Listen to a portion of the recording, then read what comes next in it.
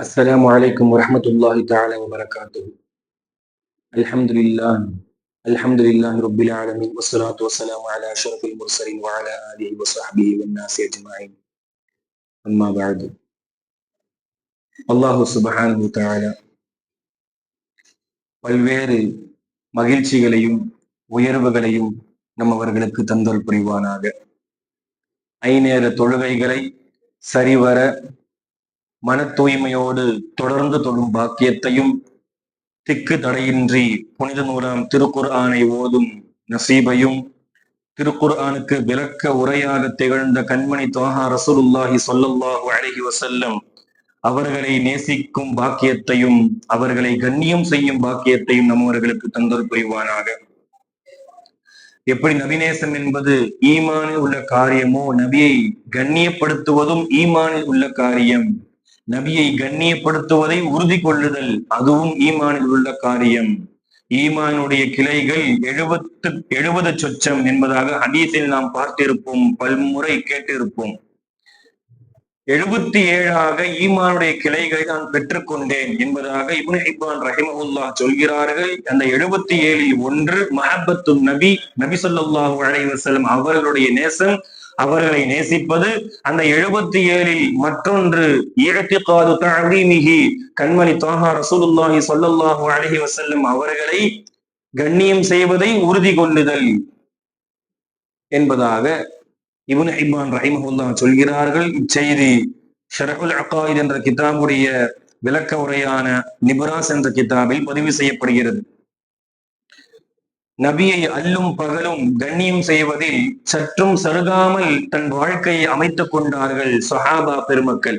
சஹாபா பெருமக்களை பார்த்து வாழ்ந்த தாபியீன்களும் அதே போன்றுதான் அல்லும் பகலும் சற்றும் சருகாமல் நபிநேசத்திலும் நபியை கண்ணியப்படுத்துவதிலும் சற்றும் சருகாமல் தன் வாழ்க்கையை பாதுகாத்துக் கொண்டார்கள். பல்வேறு வரலாறுகள் இருந்தாலும் சிலரை மட்டும் நாம் அதில் பார்ப்போம். உசாமத் இப்னு ஷரீக் ரலியல்லாஹு அன்ஹு சொல்கிறார்கள், ஒரு முறை நபி ஸல்லல்லாஹு அலைஹி வஸல்லம் அவர்களிடத்தில் நான் வந்தேன்.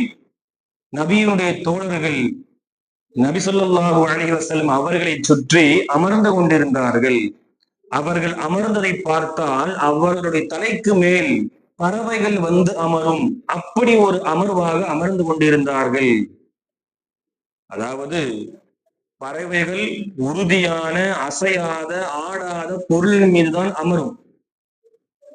சஹாபாக்கள் அமர்ந்ததை பார்த்தால் ஒரு பறவை சஹாபாக்களுடைய தலைக்கு மேல் வந்து அமரும், அப்படி ஒரு அமர்வாக பேணுதலாக பணிவோடு சஹாபாக்களுடைய அமர்வு இருந்தது என்பதாக உசாமத் இப்னு ஷரீக் ரலியல்லாஹு அன்ஹு சொல்கிறார்கள். எந்த ஒரு அசைதலும், எந்த ஒரு நெளிதலும், எந்த ஒரு குலைதலும் இல்லாமல் உறுதியானதாக இருந்தது சஹாபாக்களுடைய அமர்வு கண்ணியப்படுத்தும் வகையில் என்பதாக உசாமத் இப்னு ஷரீக் ரலியல்லாஹு அன்ஹு சொல்கிறார்கள்.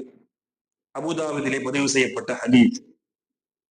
எனவே சஹாபாக்கள் கொடுத்த கண்ணியம் அதற்கு ஈடு இந்த உலகத்தில் அவர்களை போன்று கண்ணியம் கொடுப்பதில் யாரும் இல்லை. ஒரு முறை கண்மணி தொஹா ரசூலுல்லாஹி ஸல்லல்லாஹு அலைஹி வஸல்லம் அவர்கள் வருகிறார்கள். வந்தபொழுது சஹாபாக்கள் அனைவர்களும் எழுந்து நின்றார்கள். நிற்கும் பொழுது சொன்னார்கள், லா தகூமு, நீங்கள் எழுந்து நிற்க வேண்டாம்.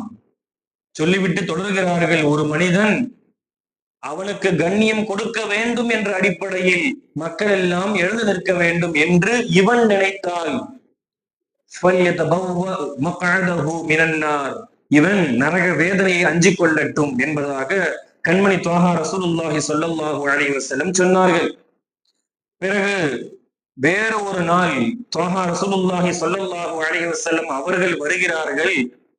வந்தபொழுது சஹாபாக்கள் அமர்ந்து கொண்டிருந்தார்கள். ஹஸ்ஸான் இப்னு சாபித் ரலியல்லாஹு அன்ஹு எழுந்தார்கள். எழுந்து நின்று பாடினார்கள், கியாமி லில் அஸீஸி அலைய ஃபர்லுன் வ தர்குல் ஃபர்லி மா ஹுவ முஸ்தகீமுன் அஜபது லிமன் லஹு அக்லுன் வ ஃபஹமுன் யரா ஹாதல் ஜமால லா யகூமு. ஹஸ்ஸான் இப்னு சாபித் ரலியல்லாஹு அன்ஹு பாடுகிறார்கள், கண்ணியம் நிறைந்த ஒரு மனிதருக்கு நான் எழுந்து நிற்பது என் மீது கடமை. எழுந்து நிற்பதை விடுவது சரியான காரியம் அல்ல, உகந்ததல்ல. அக்குலும் ஃபஹுமும், புத்தியும் ஞானமும் இருக்கும் மனிதர்கள் இந்த பேரழகை பார்த்து விட்டா எழுந்து நிற்காமல் இருக்கிறார்கள் என்று சஹாபாக்களை பார்த்து பாடுகிறார்கள். கண்மணி த்வாஹா ரசூலுல்லாஹி ஸல்லல்லாஹு அலைஹி வஸல்லம் அவர்கள் வந்தார்கள். ஹஸ்ஸான் இப்னு சாபித் ரலியல்லாஹு அன்ஹு அவர்கள் செய்த காரியத்தை அங்கீகரித்தார்கள். எனவே நாம் பல்வேறு சரித்திரங்களை பார்க்க முடியும். சஹாபாக்களை பார்த்து வாழ்ந்தவர்கள் தான் தாபிஈன்கள். தாபிஈன்களில் மிகப்பெரிய ஒரு தாபியாக பார்க்கப்படுகின்ற இமாமு தாரில் ஹிஜ்ரா என்று அழைக்கப்படுகின்ற மாலிகி மذஹபுடைய பவுண்டராக இருந்த மாலிக் இப்னு அனஸ் ரலியல்லாஹு அன்ஹு அவர்களுக்கு பல்வேறு அன்பளிப்புகள் கொடுக்கப்பட்டது. வாகனங்களை அன்பளிப்பாக கொடுக்கப்பட்டது. கொடுக்கப்பட்ட எல்லா வாகனங்களையும் அன்பளிப்பாக கொடுக்கப்பட்ட எல்லா வாகனங்களையும் மாலிக் இப்னு அனஸ் ரலியல்லாஹு அன்ஹு வேறு சில நபர்களுக்கு அன்பளிப்பாக கொடுத்தார்கள். அதில் மாணவராக இருந்த இமாம் ஷாஃபிஈ ரலியல்லாஹு அன்ஹு அவர்களுக்கும் அன்பளிப்பாக சில வாகனங்களை கொடுத்தார்கள். வரலாறு. கடைசியாக இமாம் ஷாஃபிஈ ரலியல்லாஹு அன்ஹு சொல்கிறார்கள், உஸ்தாத் அவர்களே, அம்சிக் மின்ஹா, இவ்வளவு வாகனங்களை நீங்க அன்பளிப்பா மற்ற மக்களுக்கு கொடுக்கறீங்க, நீங்க கொஞ்சம் வச்சுக்கங்களேன் பயணம் செய்வதற்காக என்று மாணவராக இருந்த நேரத்தில் இமாம் ஷாஃபிஈ ரலியல்லாஹு அன்ஹு உஸ்தாதிடத்தில் சொல்ல, மாலிக் இப்னு அனஸ் ரலியல்லாஹு அன்ஹு சொன்னார்கள், அன அஸ்தஹி மினல்லாஹ் அன் அத துர்பதன் ஃபீஹா ரசூலுல்லாஹி ஸல்லல்லாஹு அலைஹி வஸல்லம். கண்மணி த்வாஹா ரசூலுல்லாஹி ஸல்லல்லாஹு அலைஹி வஸல்லம் அவர்கள் இருக்கும் புனித மண்ணில் வாகனத்தில் பயணம் செய்வதை நான் வெட்கப்படுகிறேன் என்று மாலிக் இப்னு அனஸ் ரலியல்லாஹு அன்ஹு சொன்னார்கள். கண்மணி த்வாஹா ரசூலுல்லாஹி ஸல்லல்லாஹு அலைஹி வஸல்லம் அவர்களை கண்ணியப்படுத்தும் முகமாக. எனவே நாம் இது போன்ற பல்வேறு சரித்திரங்களை பார்க்க முடியும். நம் வாழ்நாளில் நபிநேசத்தோடும் நபியை கண்ணியப்படுத்தும் வழமையிலும் நாம் வாழ்வோம். அல்லாஹு சுப்ஹானஹு வ தஆலா நமக்கு அந்த தௌஃபீக்கை தந்தல் புரிவானாக. புனிதம் நிறைந்த ரபீஉல் அவ்வல் மாதத்தில் அதிகமாக நபி புகழ் பாடும் பாக்கியத்தை அல்லாஹ் நம்மவர்களுக்கு தந்தல் புரிவானாக. நபி நேசத்தை முழுவதுமாக நம்மவர்களுக்கு அல்லாஹ் தருவானாக. நபியை சரிவர கண்ணியப்படுத்தும் நல் உள்ளங்களாக அல்லாஹ் நம்மவர்களை ஆக்கியாவி புரிவானாக. وآخر دعوانا الحمد لله رب العالمين والسلام عليكم ورحمة الله تعالى وبركاته.